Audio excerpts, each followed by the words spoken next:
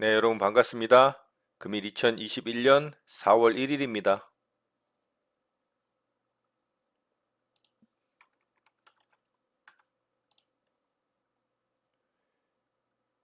매수 주문이 정상적으로 접수되었습니다.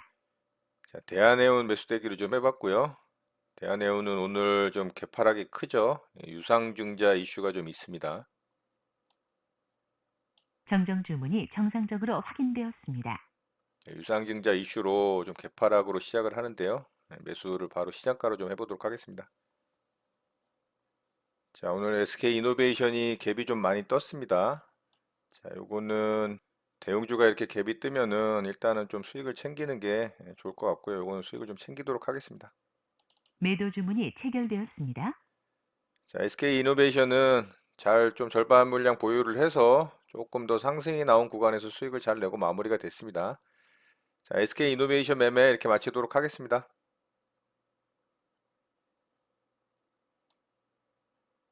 정정 주문이 정상적으로 확인되었습니다.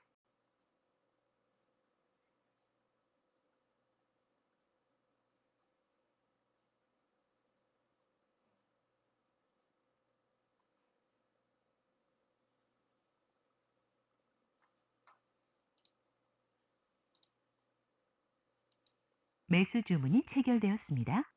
자, 대한해운 시장가로 좀 매수를 했고요. 오늘 유상증자 이슈로 좀 개파락으로 시작을 했습니다만 충분히 해운주의 모멘텀이 살아있다라고 판단을 하고 또 이 종목은 실적도 괜찮게 나오고 있기 때문에 단발 악재라고 생각을 했습니다. 그래서 반등을 한 차례 좀 강하게 줄 것으로 생각을 하고 시장가로 좀 대응을 해봤고요.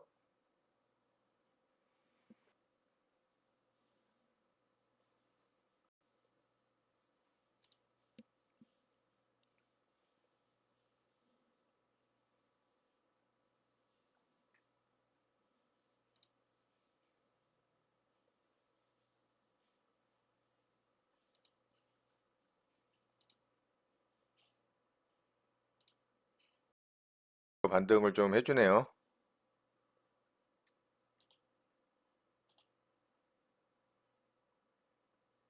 매도 주문이 정상적으로 접수되었습니다. 자, 절반 매도를 좀 걸어봤습니다.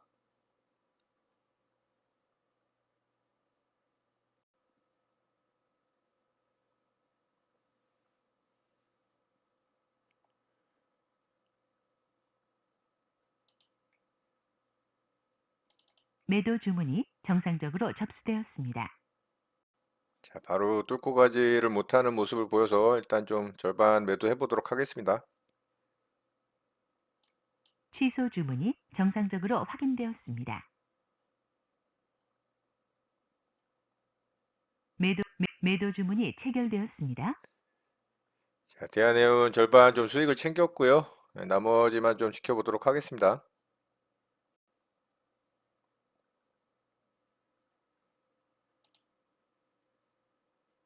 매수 주문이 정상적으로 접수되었습니다. 정정 주문이 정상적으로 확인되었습니다. 라운시큐어 매수대기를 좀 해봤습니다. 매수 주문이 체결되었습니다. 자, 체결이 됐고요.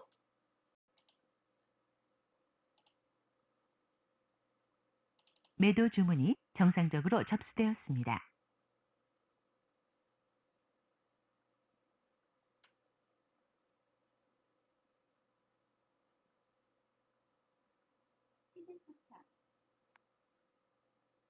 매도 주문이 체결되었습니다. 자, 절반 매도 나갔습니다.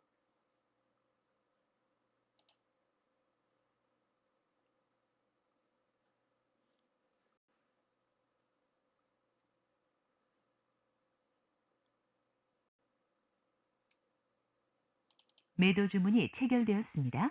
자, 제 매수가를 위협을 해서 일단 안전하게 절반의 절반은 좀 매도를 했고요.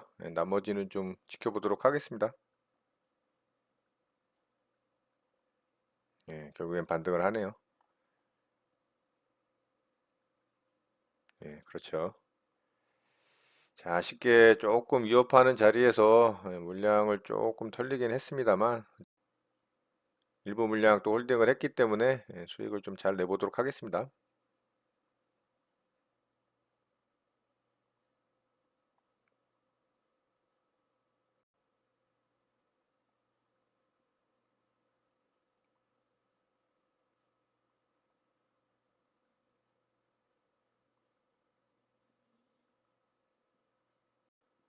자, 라운시큐어 결국에는 고점 돌파를 했네요. 자, VI 들어가는지 좀 보도록 하겠습니다.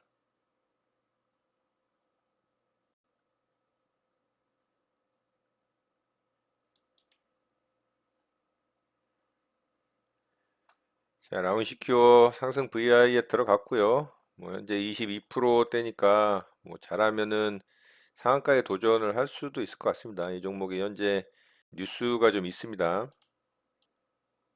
자, 이렇게 이 블록체인 테마로 특징주 뉴스가 좀 있죠. 이 백신 여권 우선 협상자 대상자로 선정이 됐다라는 이슈로 좀 강하게 상승이 나오고 있습니다. 이 백신 여권 관련해서 이 뉴스는 그래도 괜찮은 뉴스라고 볼 수가 있죠. 자, VI 이후에 움직임 좀 보면서 대응해 보도록 하겠습니다. 자, 살짝 갭이 떠서 시작을 했고요.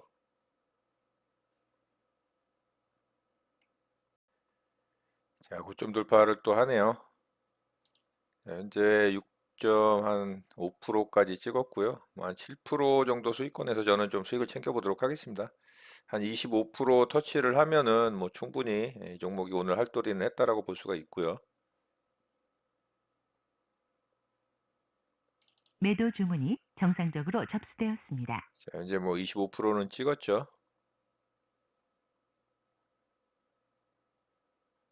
매도 주문이 체결되었습니다. 자, 저는 뭐 한 7.7%, 8% 구간에서 전량 수익을 챙겼습니다. 자, 뭐 상한가까지 찍네요. 자, 어쨌든 저는 수익을 잘 내고 마무리가 됐고요. 라운 시큐어 매매 이렇게 마치도록 하겠습니다. 네, 장이 마감됐습니다. 저는 오늘 세 종목 매매 대응을 해봤고요. 대한해운부터 좀 보도록 하겠습니다. 자, 대한해운은 오늘 개파락으로 출발을 했죠. 자, 이 종목이 악재 뉴스가 좀 있었습니다. 자, 이 2천억 원에 육박하는 유상증자 결정에 이 뉴스가 나오면서 이 유상증자를 하게 되면 기존 주식에 대한 주식 가치가 희석이 되기 때문에 이렇게 이제 실망 매물이 나오면서 개파락 출발하는 경우가 많죠. 자, 대한해운도 뭐 실적도 좋고 해운업 업황도 좋지만 어쨌든 뭐 2천억이라는 막대한 유상증자 뉴스는 피해갈 수 없는 좀 하락을 맞았고요. 그렇지만 여타 여러 가지 방금 전에 말씀드렸던 업황이라든가 뭐 실적 같은 것들이 굉장히 좋은 분위기로 유지가 되고 있기 때문에 이 단기 악재성이라고 판단을 하고 제가 시초가에 좀 진입을 했던 겁니다. 오늘 양봉으로 좀 만들어줬고요. 자, 시초가 이후에 바로 좀 상승이 나왔습니다. 여기서 강하게 좀 반등이 나왔는데 저는 조금 더 반등을 기대를 했어요. 그래서 홀딩을 했는데 살짝 아래로 빠졌죠. 뭐 여기서 더 하락을 한다면 제가 생각하는 구간에서 뭐 2차 매수도 생각을 하고 있었기 때문에 뭐 이런 하락은 견딜 수 있었고요. 다시 결국에는 반등을 해줬습니다. 근데 여기서 이제 한번 부딪혔죠. 자, 이 자리에서 이제 고점 자리 부딪히고 음봉이 만들어지는 모습을 보고 제가 조금 아래에다 내려서 일부 물량 위쪽에다 매도를 걸어놨는데 체결이 안 될 것 같아서 아래쪽에다 일단 절반을 수익을 챙겼습니다. 그랬더니 결국에는 돌파가 나오더라고요. 그렇지만 단기적인 이 급락으로 인해서 위쪽에 이제 물린 매물들이 있잖아요. 자, 그런 매물들을 또 이 소화를 해야 되는 과정이 필요하기 때문에 바로는 상승을 못했고요. 아래쪽으로 좀 빠졌습니다만 시가를 잘 유지를 하고 양봉으로 만들어줬기 때문에 절반 무양은 홀딩을 한 채로 좀 지켜보고 있습니다. 자, 대한해운은 이렇게 해서 절반 좀 수익을 잘 챙기고 잘 마무리가 됐고요. 자, 두 번째 종목으로 라운시큐어 좀 매매를 했죠. 이 라운시큐어는 요 자리를 돌파를 하면서 장중에 좋은 모습을 보였습니다. 자, 요 자리가 몸통 고가 라인이죠. 여기가 이제 저항으로 좀 작용했던 자리인데 그 자리를 아침서부터 강하게 좀 돌파를 하는 모습이 나왔죠. 장 초반에는 살짝 이제 갭 상승을 띄운 후에 아래쪽으로 조정을 주고 이렇게 이제 몸통 고점 자리와 요 꼬리 고점 자리를 돌파를 하는 이봉을 보고서 제가 여기서 이제 돌파 매매 대응을 한 겁니다. 자, 매수 체결이 된 이후 아래쪽으로 좀 흔드는 구간이 있었죠. 그래서 절반 물량 제가 매도를 걸어놓은 자리가 바로 체결이 되면서 절반은 수익을 챙겼는데 흔드는 구간에서 제 매수가를 살짝 터치를 했거든요. 한도 가 위에서 제가 매도를 했고요. 절반의 절반 물량만 보유한 상태로 상승을 좀 기다렸는데 결국에는 반등이 강하게 나왔죠. 그래서 제가 20 한 6, 7% 구간인가요? 그 정도 구간에서 매도를 하고 수익을 잘 챙겼습니다. 상한가를 찍기는 했는데 뉴스는 굉장히 좀 강하다라고 판단을 했는데 생각보다는 좀 장중에 흘러내리면서 약한 모습을 좀 보였고요. 윗꼬리를 길게 다는 양봉이 만들어지면서 조금은 좋지 않은 모습이 만들어졌습니다. 자, 특징주를 겸해서 좀 말씀드리자면 일봉상으로는 단기간에 만들어졌던 요런 이제 박스권을 자, 몸통 라인으로 돌파를 하는 모습이 나왔죠. 요런 이제 꼬리 매물 때는 종가상으로 돌파를 못했어요. 요런 자리.